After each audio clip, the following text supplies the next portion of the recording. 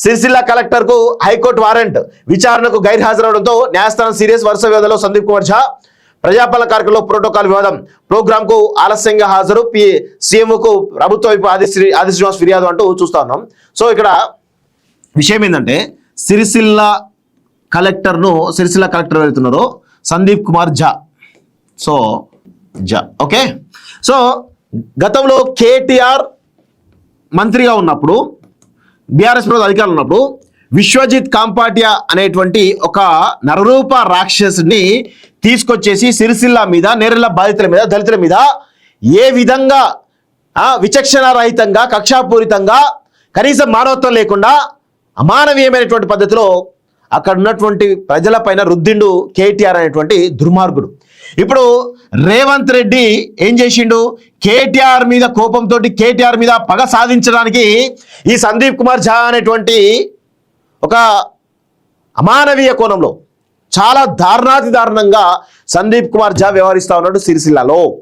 చాలా అంటే మీకు నేను ఏమంటాను, రేవంత్ రెడ్డి అదే అంటాడు, మీకు చిత్తశుద్ధి ఉంటే కేటీఆర్ పై చర్యలు తీసుకోండి. సామాన్యమైనటువంటి కార్యకర్తలు, పేద ప్రజలు, బడుగు బలహీన వర్గాలు, దళితుల మీద మీరు అధికారాన్ని అడ్డు పెట్టేసి ఈరోజు పెద్ద ఎత్తున ఇబ్బందులు పెట్టేట్టు ప్రయత్నం చేస్తూ ఉన్నారు. ఎవరి సందీప్ కుమార్ ఝా? ఏంది నీ క్రెడిబిలిటీ ఏంది? కక్షాపూరితంగా వ్యవహరిస్తాడా? ఎంత దుర్మార్గంగా వ్యవహరిస్తున్నాడు సిరిసిల్లలో? దళితులని, బీసీలని, ముఖ్యంగా పద్మశాలీల పైన మీ ప్రతాపం ఏంటి సందీప్ కుమార్ ఝా? నాకు అర్థం కాదు. రేవంత్ రెడ్డి ఇప్పటికైనా కానీ బుద్ధి తెచ్చుకో. కేటీఆర్ లాగా వ్యవహరించకు, కేటీఆర్ లాగా దుర్మార్గంగా వ్యవహరించకు. అనవసరంగా ప్రజల కోపాన్ని తెప్పించుకోకు.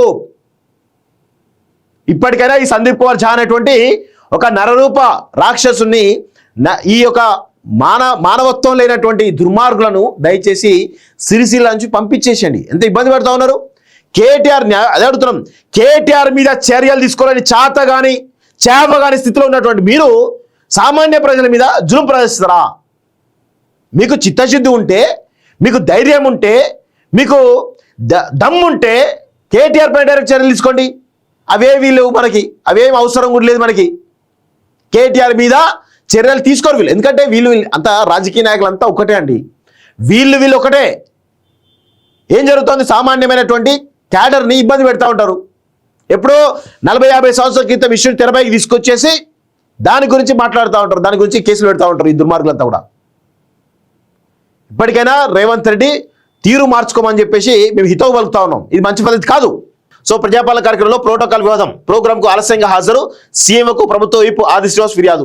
సో ఇక్కడ ఏం జరుగుతూ ఉంది? ఈ యొక్క దుర్మార్గుడు ఏం చేస్తా ఉన్నాడు?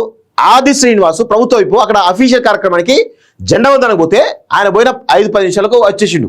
కలెక్టర్ ముందుండాలి కదా, ప్రోటోకాల్ ప్రకారం కలెక్టర్ ఆ విప్ను ఆహ్వానించాలి కదా.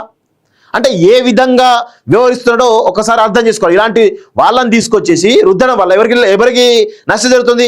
మీ పార్టీలో ఉన్నటువంటి నాయకులకి ఎలా నష్టం జరుగుతోంది? ఇంకా దీని గురించి కూడా పట్టించుకోరుగా. ఇట్లా ఉంటే పరిస్థితి.